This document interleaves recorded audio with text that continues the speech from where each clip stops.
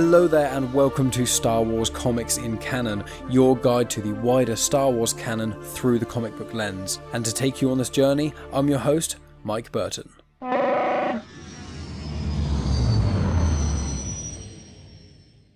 And so brings episode 47. So this week, guys, I am tackling the Age of Rebellion comics, but this time I am tackling the heroes side of things.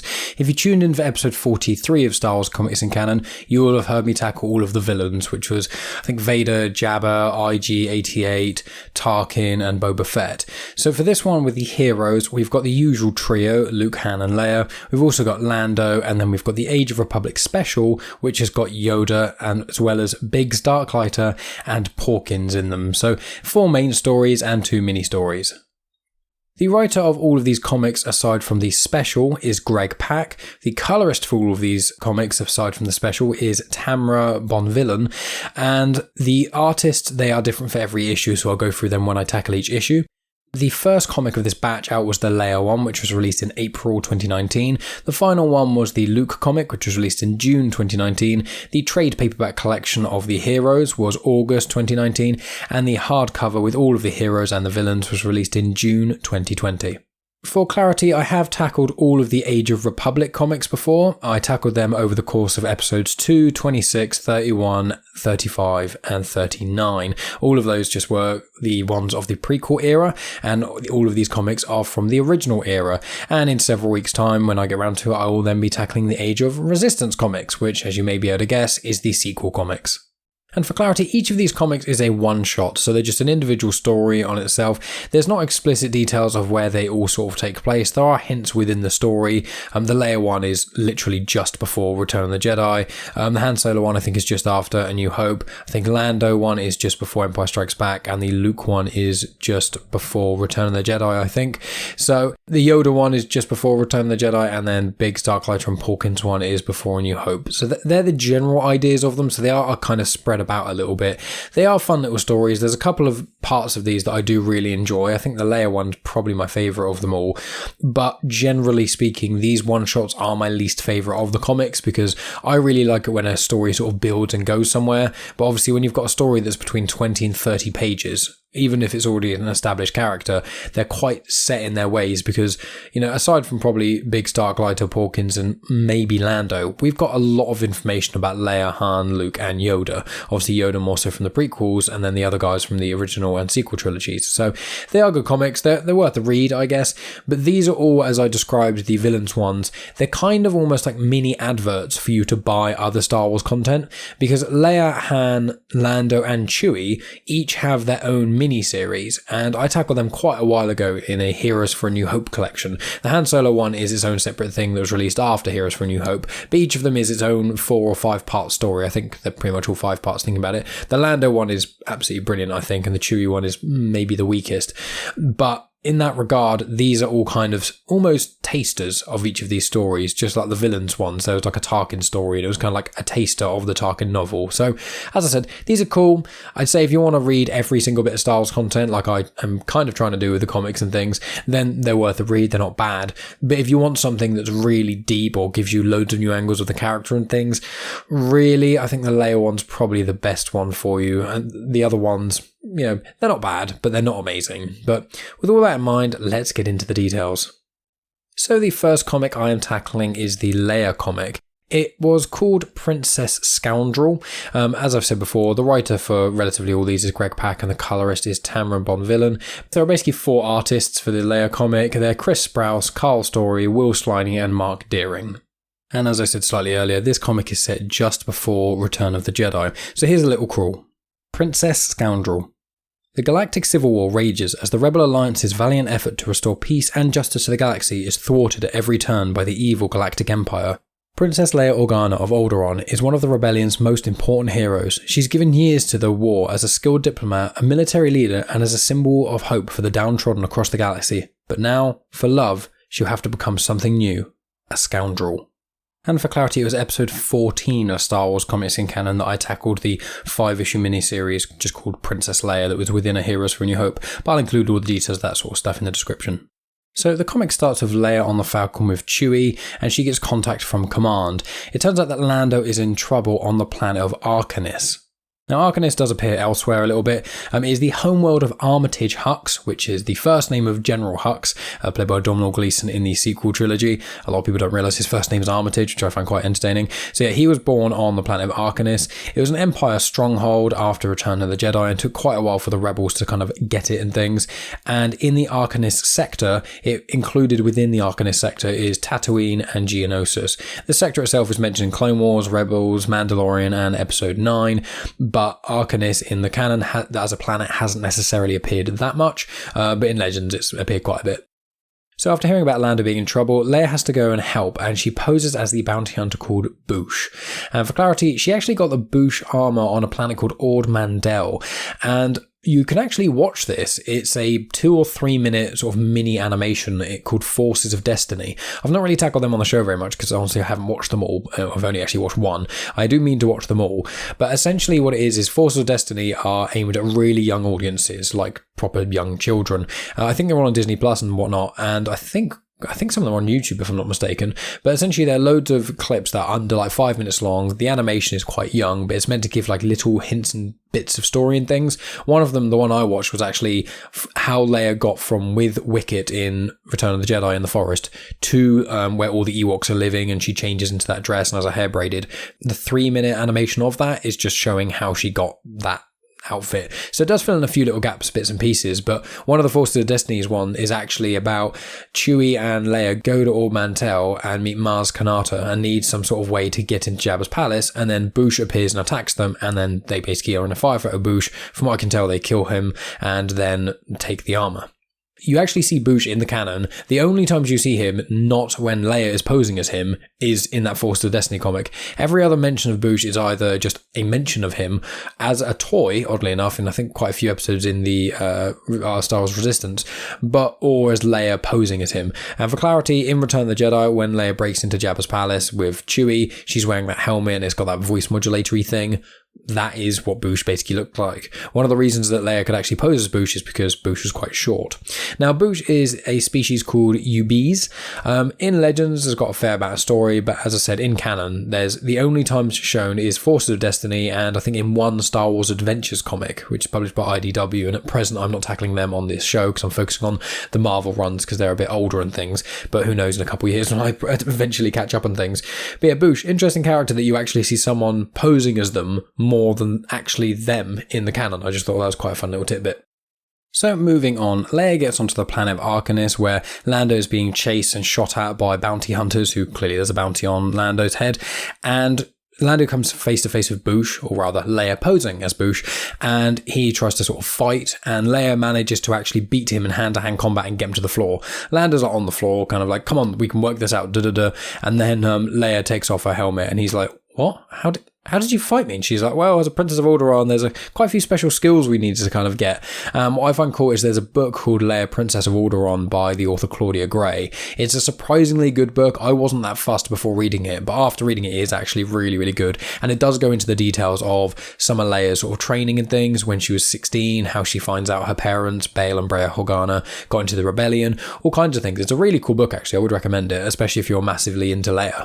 But yeah, so Leia gets to Lando and things, and she's like, cool, we can go now. And then Chewie actually gets electrocuted. And it turns out that he is captured by Bossk and 2 of his sort of cronies, as I call them. For clarity, Bossk, he is a Trandoshan. He actually trained Boba Fett in the Clone Wars, along with Cad Bane, Aurra Sing, and a couple of others. He appears in the Bounty Hunters comic. And for clarity, Trandoshans, they're lizard people. You should probably know who Bossk is. If you read in the High Republic comics, there's a Jedi Knight called Scare. He is a Trandoshan as well. They're basically lizard people, but Trandoshans generally don't like Wookiees, and a lot of them are quite sadistic and mean, Trandoshans. Not all of them, but quite a lot of them are, and whenever they can capture a Wookiee, they always do, especially because at the time of the Empire, Wookiees were all enslaved to be used as slave labour, because obviously they lived to like several hundred years.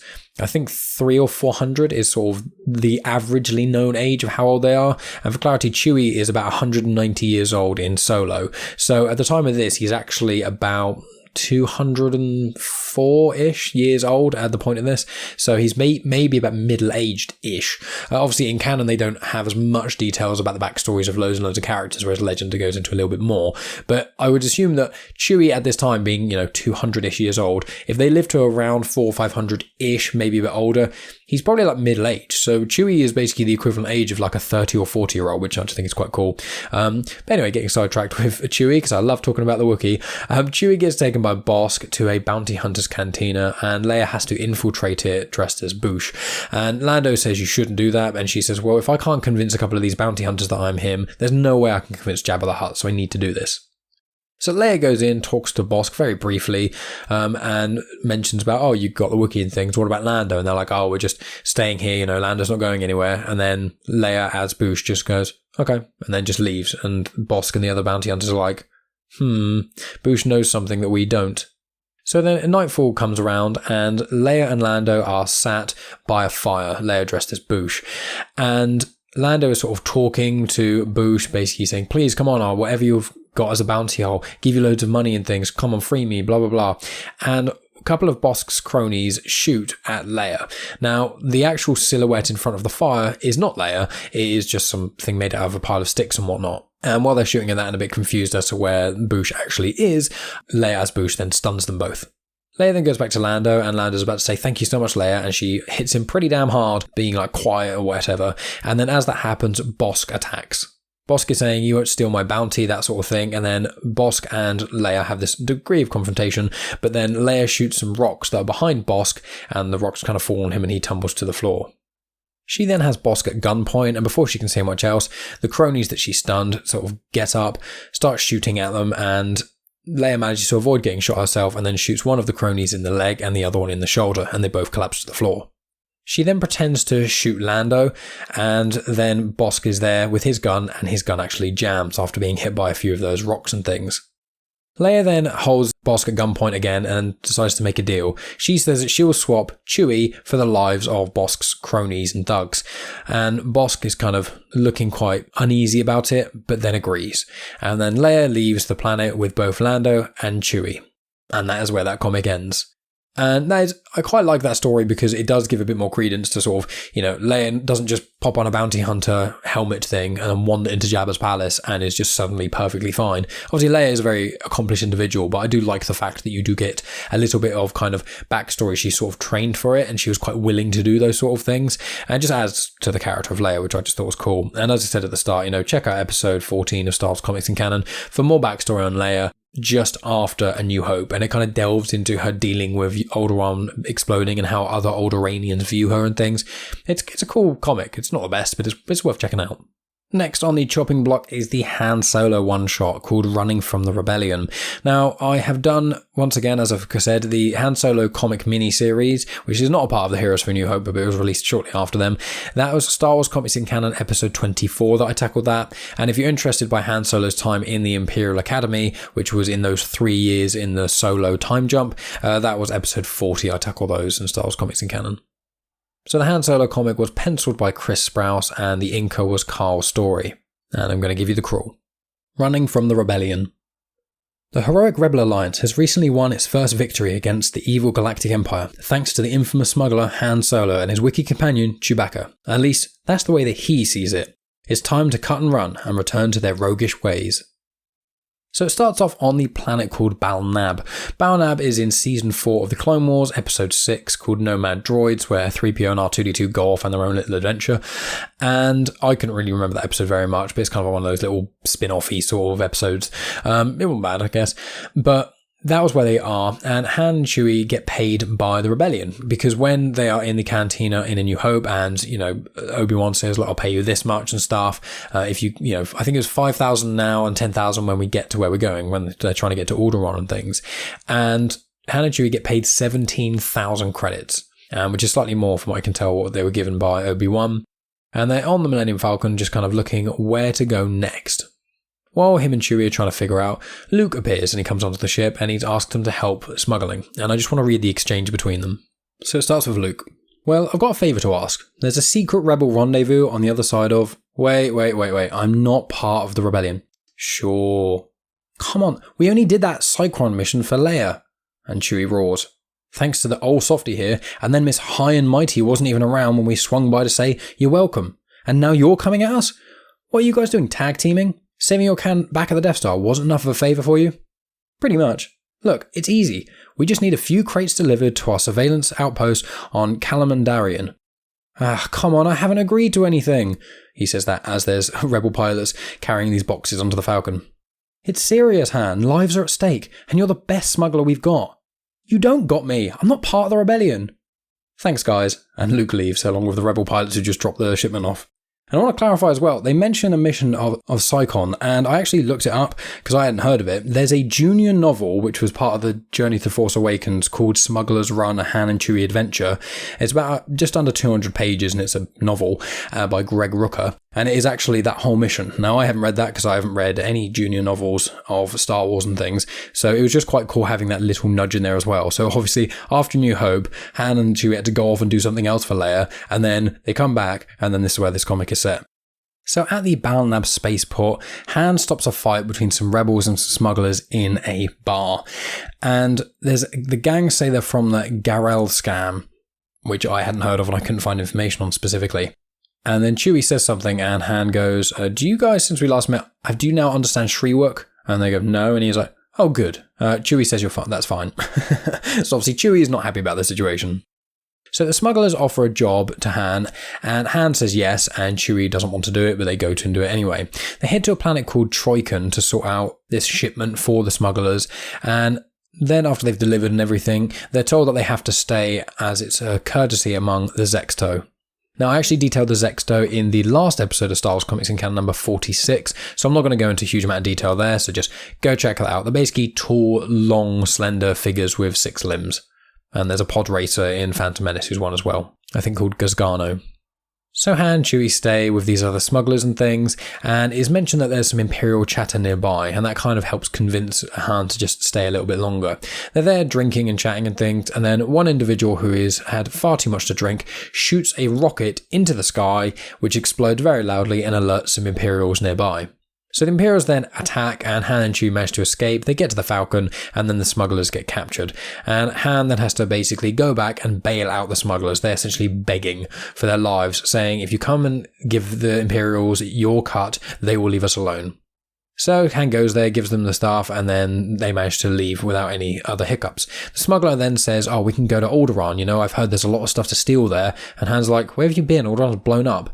And he was like, well, yeah, but there's still going to be some sort of things there. There's going to be, gold and riches and stuff floating through space. And he's like, no, I was there. There's nothing left. There's just dust and stuff. And he's like, oh, you were there, were you? How interesting. And he's like, you sure you don't want to come? It'd be great. And Han's like, no, I don't want to come. No, thanks. So then he goes back to Troikan, and he manages to pick up the aid that was left there, which was the stuff he's meant to be delivering for the rebellion. And he has left it with some species called Gozzos.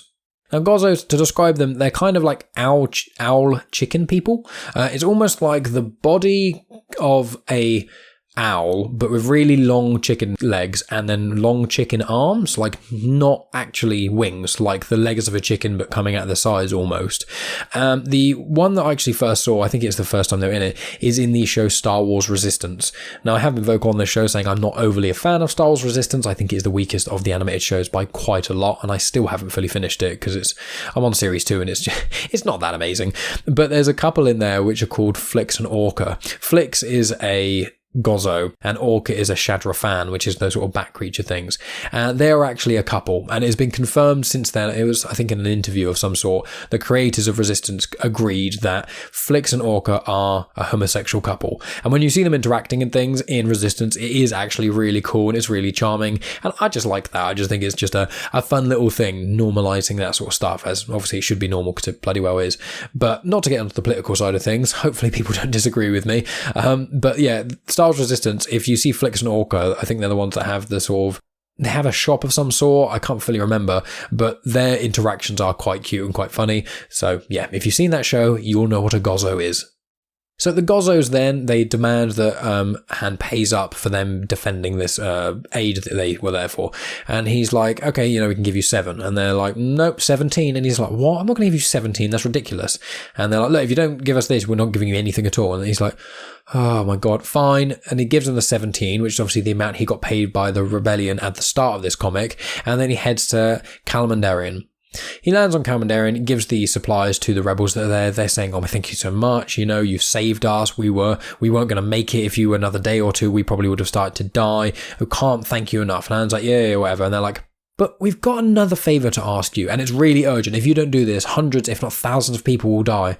And Han's like, oh my God. And that's basically where that comic ends.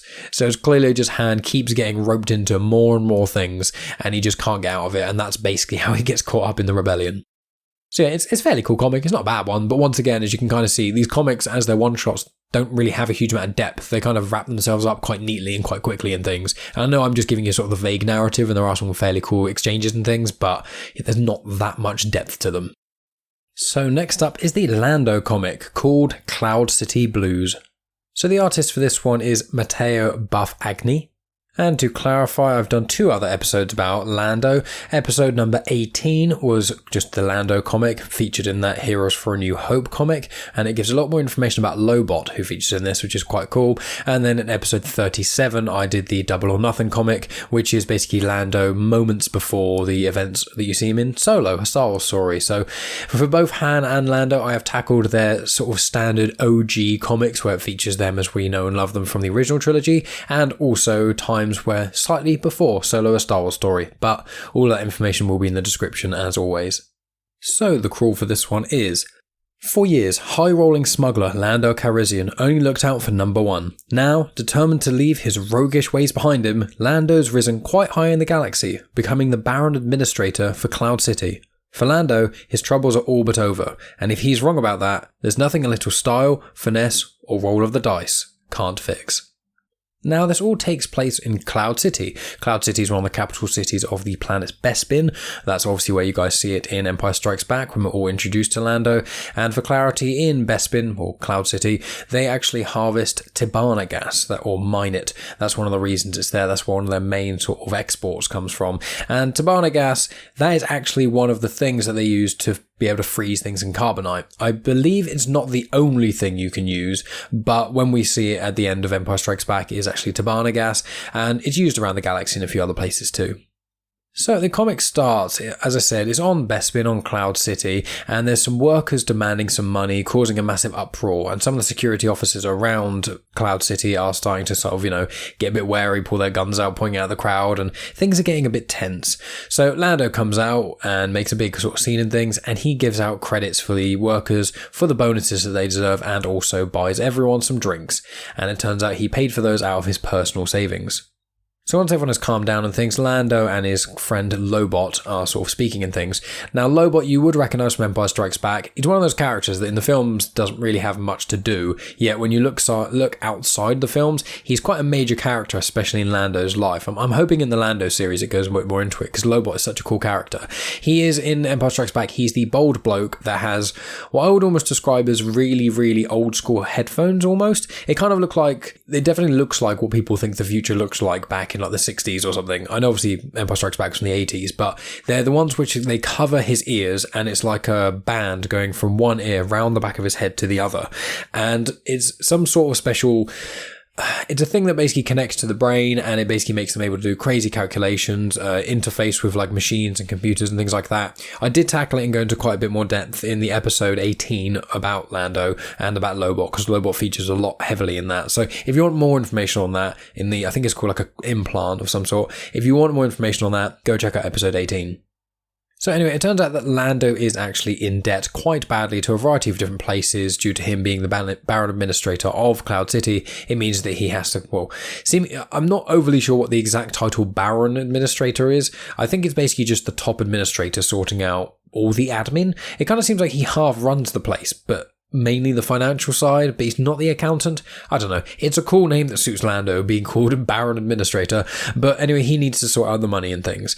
So he needs some cash, and he speaks to a species which is the Gran. They're the ones that basically look like three-eyed goat people with antennas, kind of. You'll see them in lots of Star Wars and things, and the most prominent ones, I think, are in the prequel trilogy, when there's sort of the arguments in the Senate and things. I tackled them on a recent episode as well, but if you type in Star Wars Grand Species, you'll know what I'm talking about. So he speaks to this Gran who's called Bodini, and Bodini owes him 10,000 credits. He tries to give him 2,000 credits, and Lando and him have basically some sort of, I wouldn't call it a competition, but like the Gran says, that Lando says, oh, well, I need the rest of these credits, and then the Gran says, well, I might have a cousin in the Empire who wouldn't be too happy to know about this, and then Lando's like, well, I might have a cousin who's in this crime syndicate who may need to raid a freighter that's leaving, and then the Gran is like, oh, okay, here's the other 8. And Lando's like, yeah, that's what I thought, and so he gets the full 10. So he goes back to Lobot and is like, great, I've got 10,000 credits, cool. And Lobot says, well, those 10,000 credits will either cover 17% of one of your debts or 6% of another one of your debts.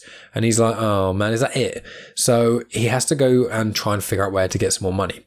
So he goes to a place called Burn-In Con, and he gambles and loses all of his money. Now, Burn-In Con, that is actually a place that most recently spoken about is actually in The Mandalorian. I believe it is spoken about a little bit elsewhere, but essentially in Mandalorian, I won't specifically spoil it because just in case someone hasn't watched The Mandalorian, but if you're listening and you haven't watched The Mandalorian, you need to watch it. It's amazing. But there's a conversation between a character called Miggs Mayfield and an Imperial officer, and they talk about Operation Cinder. I've tackled Operation Cinder quite a few times previously on the podcast. It's basically Palpatine's endgame. Is when after Palpatine dies, he basically sorts out Operation Cinder, and it burns loads of Imperial planets. It destroys lots of remnants of the Empire to kind of look like the Empire is no more, as a minor revenge from Palpatine of his sort of subjects failing him, but then also kind of retroactively making it so they can become the First Order. So Operation Cinder is also sort of the main plot line in the campaign mode of Battlefront 2. So if you've played that or listened to some episodes of the podcast, you'll know. But yeah, Miggs Mayfield speaks to an Imperial officer about Operation Cinder happening on Burn-In Con because Miggs Mayfield was there. And anyone who's seen that will know what scene I'm talking about. So as I was saying, Lando gambles and loses those 10,000 credits that he had, and now he's looking very sorry for himself. This insectoid gentleman comes up to him called Magnate Imperium Ros Fantonine. So here's a mouthful. He's an insectoid species. I can't find record of Fantonine elsewhere apart from this comic, but imagine, you know, in Bug's Life where you get the grasshoppers, like Hopper, imagine one of them but like 6 feet tall and green. That's kind of the sort of thing, but maybe not quite as intimidating. The artwork for this obviously is kind of cartoony, so it doesn't really look that intimidating, but he speaks to Lando. He basically wants Lando to escort his nephew away because his nephew is incompetent and won't leave, but it's taboo in their culture to raise arms against each other because these insectoid species apparently live 20 times longer than humans do. So, you know, if you argue a human lives to about 100, then probably in the Star Wars universe, then you can say that these insectoids live to about 2,000 years. So they were saying that there's not that many of them and they have quite long lives, but yeah, there's not a huge amount of them. So they've basically made it in their society where they won't fight each other or kill each other because it hurts the species more than anything. So he wants Lando to go in there and basically sort his nephew out. They get to this planet and there's sort of this green gas everywhere, and the planet's not in great shape because it has been strip mined, so all of the resources have been stripped away and things. But they're on this sort of structure that's kind of sticking out of everything a bit. It's like this platformy thing. It kind of looks a little bit like the landing platform in Bespin when Lando meets up with Han in Empire Strikes Back.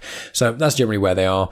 And Lando basically goes and gets the nephew. He saves this weird little creature on the way. I don't know how to describe it. It's like the size of a rabbit, I guess, but it's like a lizard sort of thing, kind of chunky.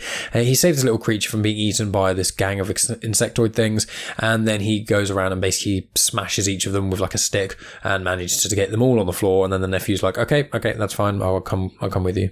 Lando gets the nephew back to this Ros Fantonine, and essentially Lobot confirms the amount of money that they're going to get just for this one job alone could sustain Cloud City for 100 years, which is insanity. And when they're about to agree, and Lando's, let's go for lunch and things, this freighter lands and opens up. There's these lizard humanoid natives that come out, so They're just like humans if they had evolved from lizards, I suppose. So they're kind of scaly. They're a little bit like Trandoshans from what I can see, but not quite the same things. And that strange little creature that Lando had with him, that he saved from being eaten, it runs up to this other creature, and this creature's like, quick, youngling, run away, they're going to get you and things. Because all of these lizard humanoid things, they're sentient, and this little creature seems to be either one of their young or like actually their child. And then this guard nearby smashes the parent in the face after saying that sort of thing, and Lando is taken aback.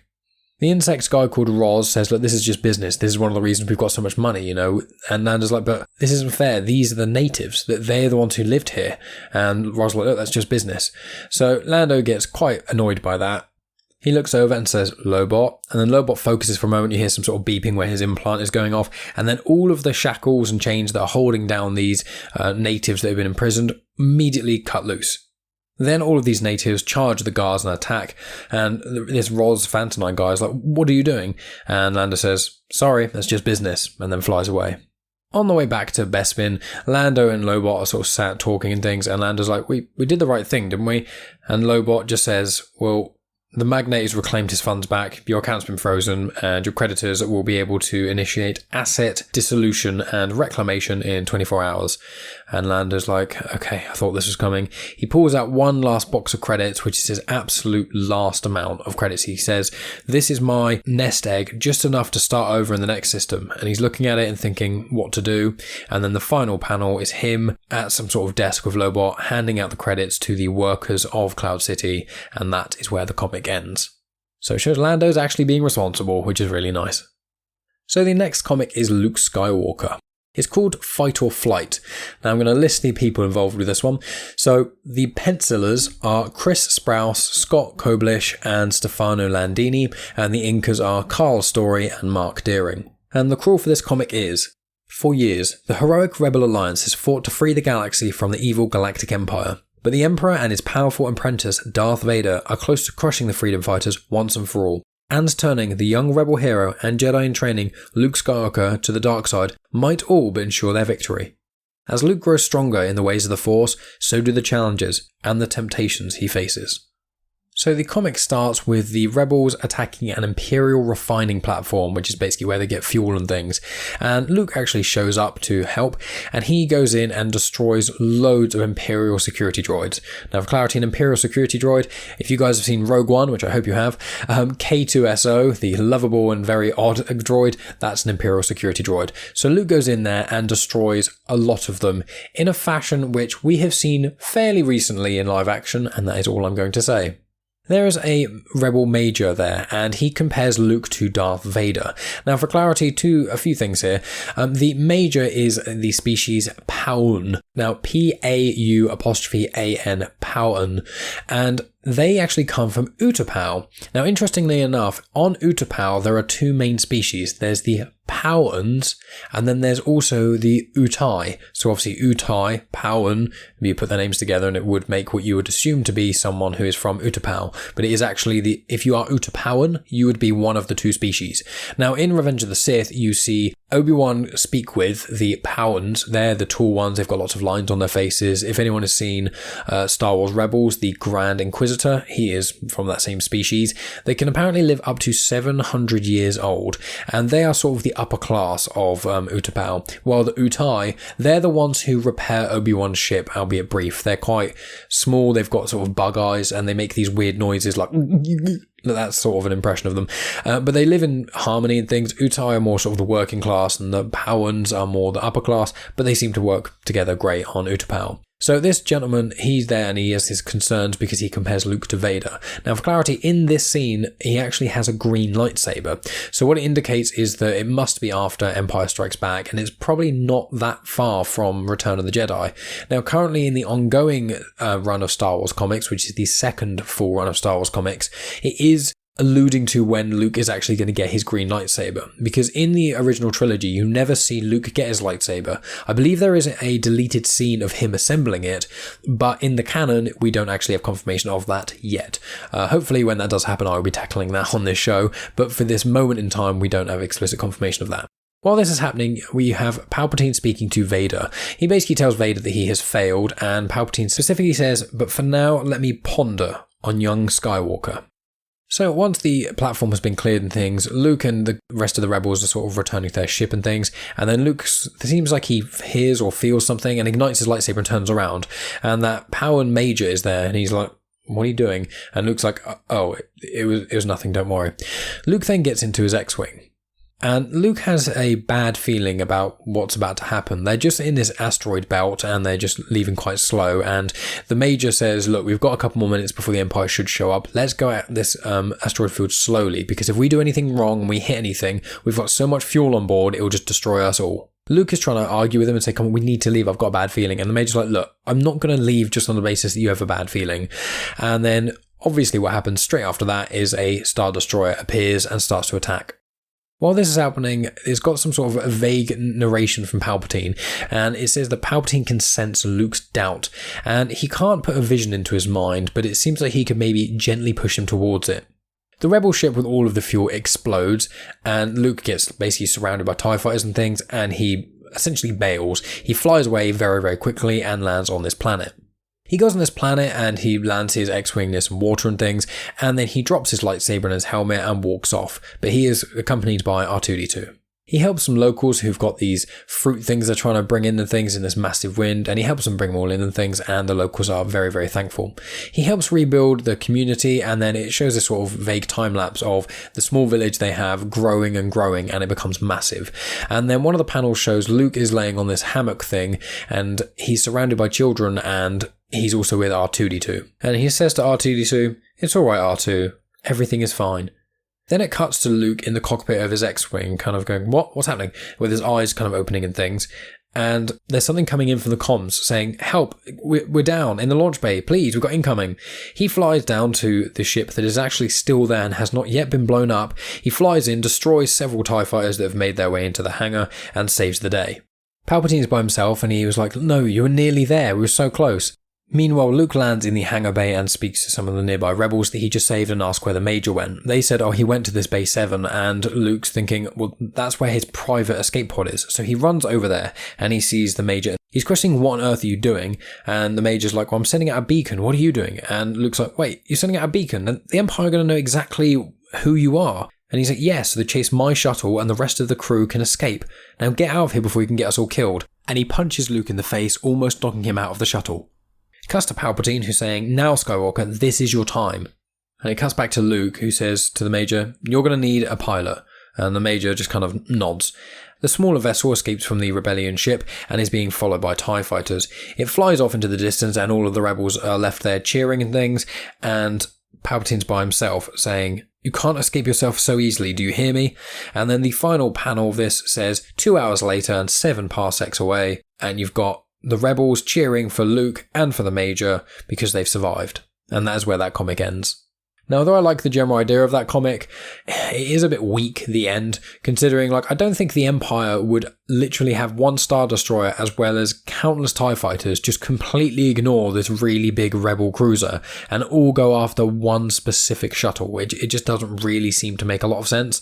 And then in Luke's X-Wing, I know he's meant to be an absolutely insane pilot, but it just seems a bit unlikely that Luke manages to escape.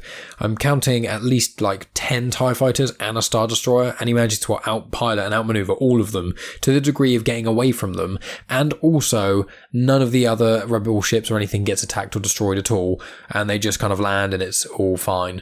And this is what I meant at the start of this, which is this isn't necessarily a dig at the writer, Greg Pak, or anyone involved in this. It's just one of those things that when you have to have a fairly decent story that starts and ends within 30 odd pages, it just normally feels a bit weak because it's just everything. It almost feels like the last 3 pages almost are just so nicely and wrapped up and so put a little bow on it because everything's perfectly fine. It just always seems like everything gets finished just too easily, and I wanted a bit more, but the vision was alright. I think it's cool, but if you actually read the Last Jedi novelization, because there's actually an additional bit of information there, because what a lot of people aren't aware of is that the recent novelizations of the films, so the sequel trilogy, Solo: A Star Wars Story, and Rogue One, the novelizations there called the expanded editions, and what they actually have is canon deleted scenes, essentially, but not ones that you'd be able to watch on the DVD or Blu-ray extras.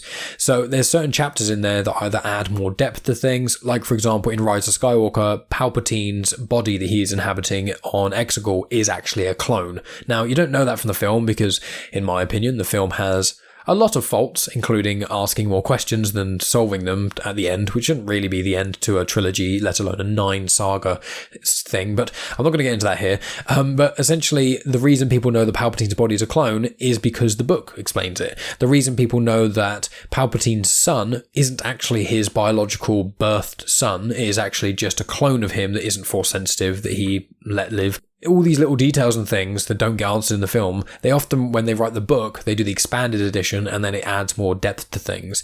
And in the Last Jedi novelization, there's an interlude sort of intro chapter, which is actually Luke having, I don't know if it's a specific vision or if it's him just kind of thinking about it, but it would be showing what his life would have basically been like had he not joined the rebellion and fought the Empire and done all those sort of things. He has like a wife and a family and all these sorts of other things. So it's quite interesting in that regard. It does kind of hit home with that, but it does also add to my sort of problems with the Age of series, which I said at the start of this and all of them, which is they just seem like adverts for bigger content, which I guess is a good way to get certain people into it, but I'm not overly sure who the audience is, because the Star Wars comics are probably the least consumed Star Wars media. You know, you got the films are number one, then I'd say the series, then probably the games, and then the books. I'd say it's kind of hard for me to gauge on that regard, but they're fairly, I think the games are probably a bit more popular than the books are, and then the comics are kind of towards the bottom, aside from, you know, reference books and things. So it's just one of the things where you read this and you go, oh, that was cool, but you could just consume other Luke content. Like there's a book called Legends of Luke Skywalker, which I haven't actually read, which is meant to be loads of sort of stories about him. Some are not true, some are true, but you don't ever really know which one's which. But then there's one about him like fishing with a giant stick and learning how to do that, and you're like, okay, well, when you see him do that in Last Jedi, that's probably a true story. And little things like that, and it's like, I don't know why in these comics they don't try and advertise other things more directly. I feel like maybe it would take away from the comic authors and things, but I just feel like, you know, at the end of the Han Solo story, it should say, if you want even more Han Solo action, you know, check out Han Solo Imperial Cadet and, you know, Han Solo, the mini-series from 2016 or whenever it was. You know, if you liked this Leia comic, check out the Leia run, as well as, you know, Leia Princess of Alderaan book by Claudia Gray. Like, I feel like they would be perfect places to put adverts, but they don't seem to. It's just at the start and the end, because I've got the trade paperback of the Age of series, and it's just like, well, what at the start it's got, you know, the main run of Star Wars comics, and then it does advertise the other Age of series, but it is just a bit baffling why they don't sort of do more than that. But I'm getting a little bit off track. This is normally the rambly stuff I do at the end, but there's still 2 more stories, but these are much smaller stories, and this next one is going to be about Yoda. So the Yoda story is part of the Age of Rebellion special. Now the specials, they happen in every batch of these things. There's normally a mix of heroes and villains. The actual individual issue would have the Yoda story, the Biggs Darklighter and Porkins story, and also the IG-88 story, which is the one I tackled in the villains episode.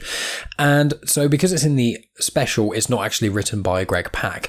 The writer for this is Marc Guggenheim, the artist is Andrea Broccardo, and the colour artist is Dono Sánchez-Almara. In addition, if you want a bit more information on Yoda, the best sources for it, I would say, apart from like the movies, there's not really any books. The comics I tackled in Star Wars Comics in Canon episode 33. Now that is called Yoda's Secret War. I believe it is volume number 5, I think, of the trade paperback collection of the main run of Star Wars comics. And I think they're the sort of around issue 30-ish, like sort of 29 to 32 if my memory serves. It's around that sort of time. You can find it online. And also the other big Yoda story is actually the last 4 episodes in the season 6 of the Clone Wars. There's a last 4 episodes arc in season 6, and it's all about Yoda learning more information about the Force, meeting Force priestesses, and etc. He finds Dagobah and all these sort of other things in that. So there's quite a cool way to find more information about Yoda, but aside from that and this story, there isn't a huge amount. So the name of this story is The Trial of Dagobah, and the crawl is: the downfall of the Republic has forced Yoda into exile, but the long years on the remote world of Dagobah haven't exactly been peaceful for the old Jedi Master. So this story is one of those stories which I say would probably be better for you guys to read yourselves. There's quite a lot of narration in it. There's very, very little dialogue because obviously it's just kind of Yoda by himself essentially. And the narration isn't by Yoda, so it's read in a way that is normal rather than Yoda's sort of weird backwards speak. But I'll give you the information on it anyway. So the last of the Jedi is awoken by a dream of hate, anger and suffering. He then ventures into something called the Valley, and then he uses this crossbow to kill a creature. There is mention of his lightsaber that he can't use anymore, that he doesn't have, and the reason for that is actually he loses his lightsaber in his fight against Palpatine in episode 3, and in the second run of Darth Vader comics by Charles Soule from 2017, in the first issue it actually has Yoda's lightsaber being burned by Maz Amedda. Maz Amedda is a Chagrian, and he is basically the blue guy with tentacles who is always seen with Palpatine in the prequels.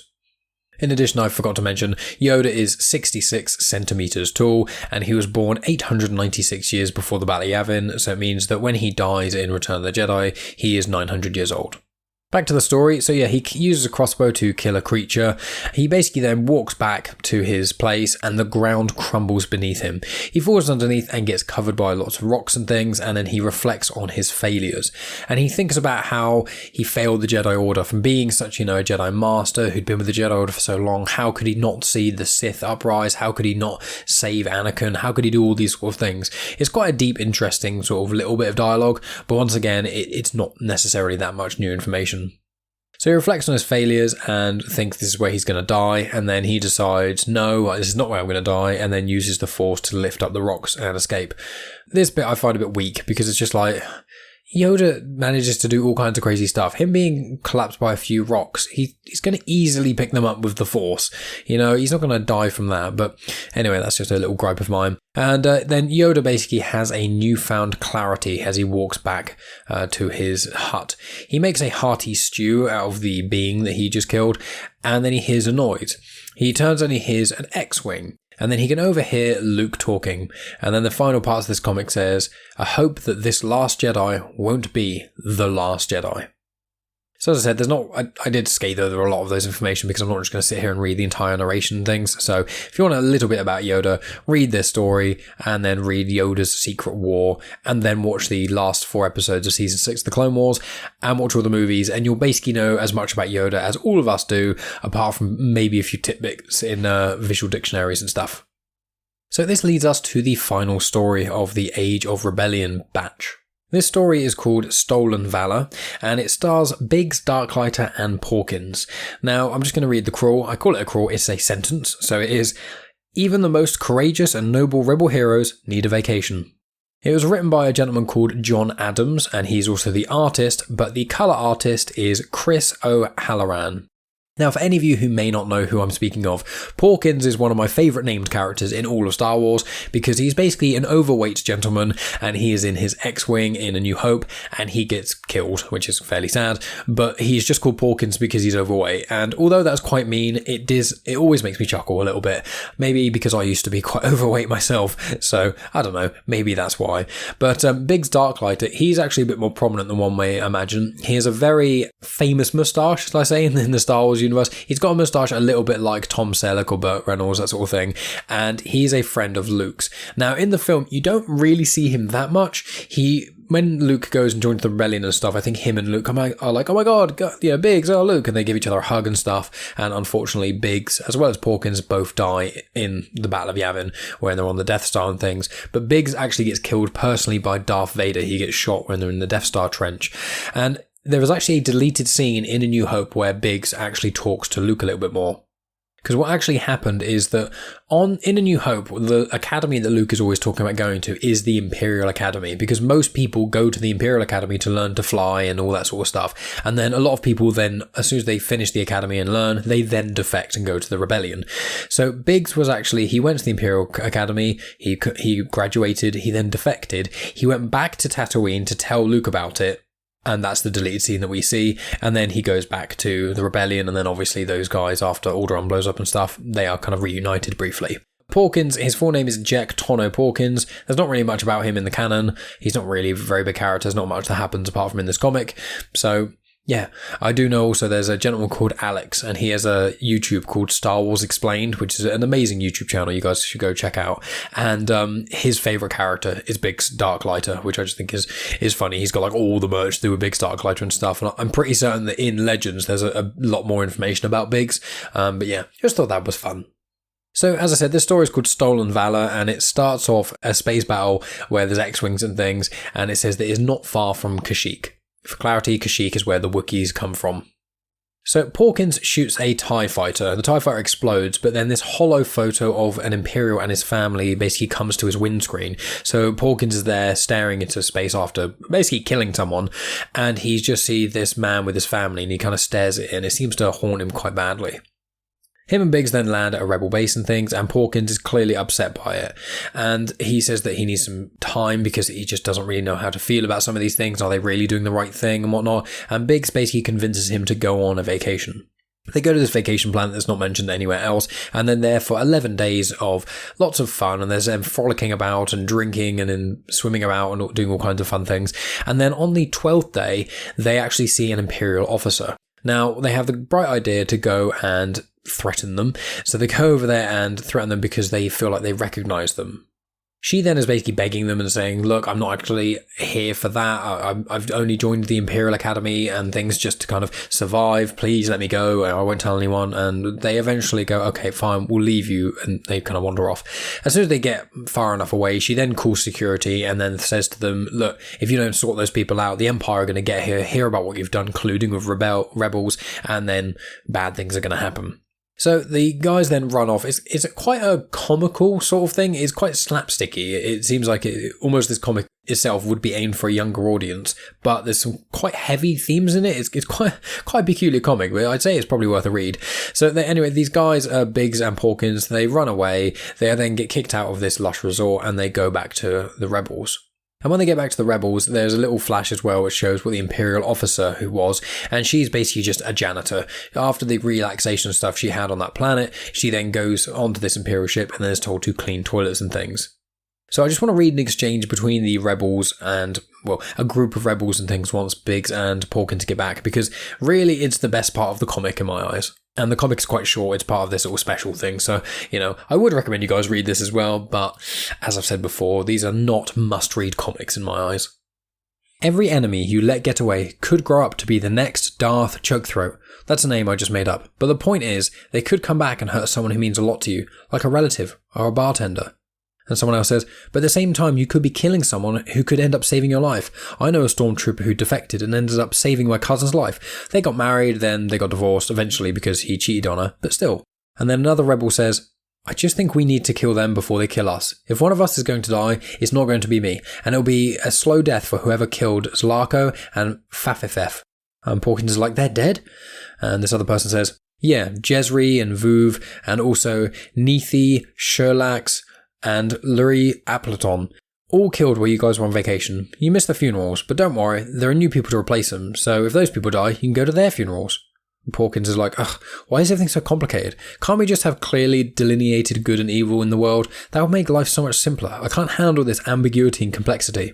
And that person says, hang in there. I'm sure this war will all be over soon. Then we can live the lives we want in a free and peaceful galaxy. I'm going to become a puppeteer. What will you guys be when this is all over? And lots of people say, like, graphic designer, a CEO, an assassin. And someone says, I wonder what it's like to be an Imperial officer. And then alarms go off, and someone says, look alive, Porkins, don't you hear the alarm? It's emergency deployment, quick.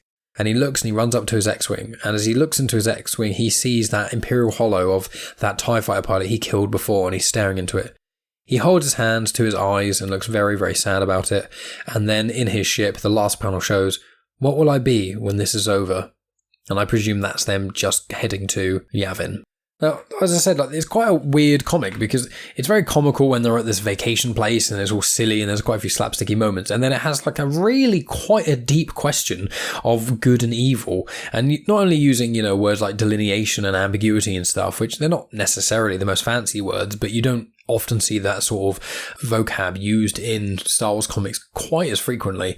But it's quite a intense thought, isn't it? That's the whole idea of war, especially in the wars that we've had here on planet Earth can be quite, some of the world wars are a little bit more cut and dry because, there's the evil of the Nazis and things like that. But when aside from those ones, they do get very grey, and it is quite a dark subject to sort of get into, and they're certainly not going to get into it here. That is a minefield I'm not going into. That's the sort of conversation for genuine chit-chat with someone else, which I've already done, in fact. I did a podcast, it was a couple episodes ago, I think it was with my friend Jack Thomas, and we speak for 2 hours about the concept of good and evil. So go check out Genuine Chit-Chat.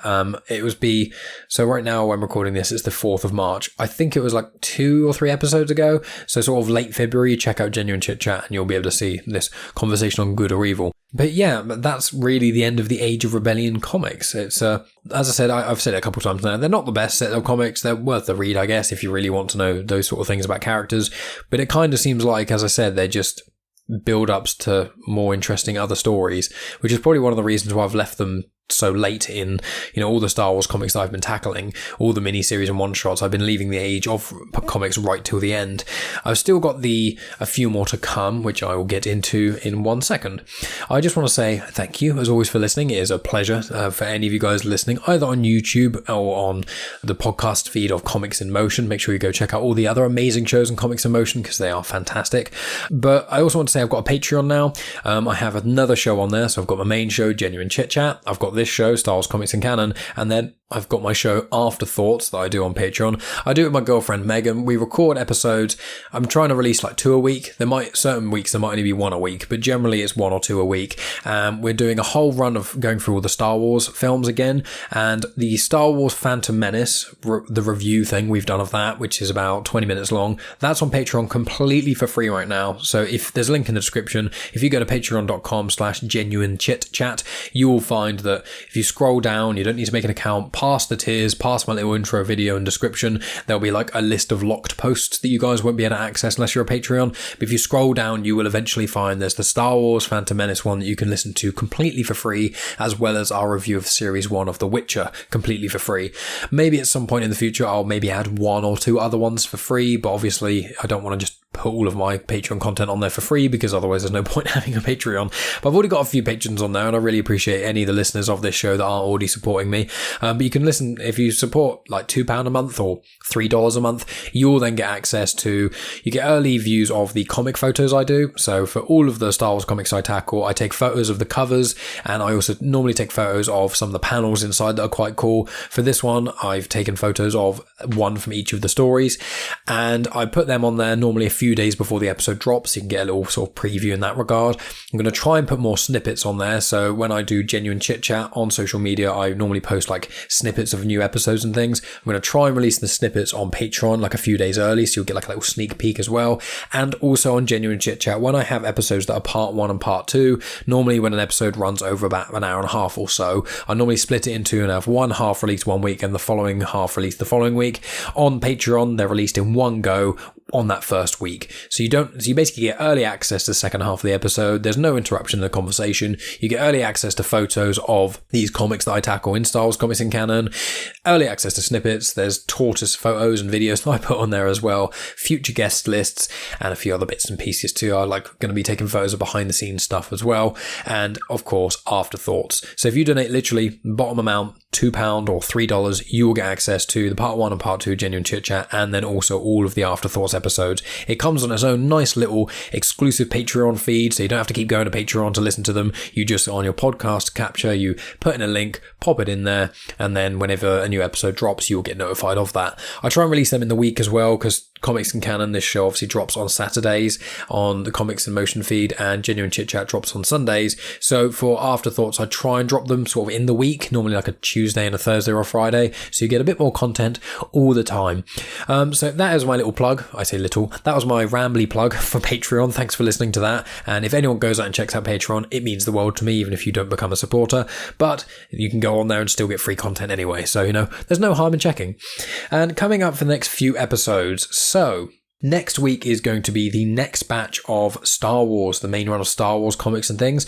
I can't remember for the life of me what it's all about. I think it links with more of Queen Trios, who was in the Vader comics and was the person who is in the last batch of Star Wars comics, when it was the Ashes of Jeddah, the sort of Rogue One sequel comic, the Queen Trios was in there. She reappears, I think, in the next few arcs of Star Wars, which is quite cool. And then after that is going to be Target Vader, which is the prequel miniseries set before the Bounty Hunters comic, which is ongoing at the moment. And then the week after that will be the next batch of Dr. Aphra. And then the week after that, I am not 100% sure what that will be. I'm tempted to then start delving into the second run of Darth Vader comics, which I might do. I haven't 100% decided yet. It's going to be when it gets to it. That's what I'll read that week. But I also want to say that regarding the High Republic, I just last night finished the High Republic Light of the Jedi book by Charles Soule. You may recognise Charles Soule because I talk about him quite a lot. So I've done that, and anyone who's listened to Star Wars Comics and Canon for a while will know that I did a book review on Master and Apprentice. So I think maybe next week might be my book review of Light of the Jedi. And the way I generally am going to do this in the future when I do book reviews is how I did Master and Apprentice.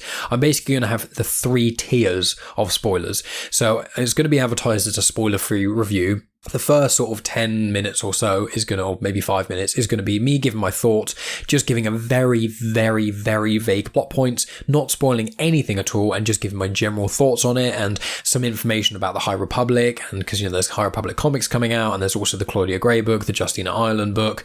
There's also going to be the Cavan Scott book out in June or July. So High Republic is the new era of Star Wars set 200 years before the Phantom Menace. It's called like the Golden Age of the Jedi, and the Light of the Jedi book is brilliant. So there'll be like a little 5 minutes sort of description there and some backstory of the High Republic and things for anyone listening. Then the next tier, in a way, that will then be sort of a little bit more spoilery, giving a little bit more information about certain characters I like, certain plot points and things like that. And then I'll give a huge amount of warning. I will then delve into a lot bigger spoilers. I'll give a lot deeper plot details, a lot more information about the book and things.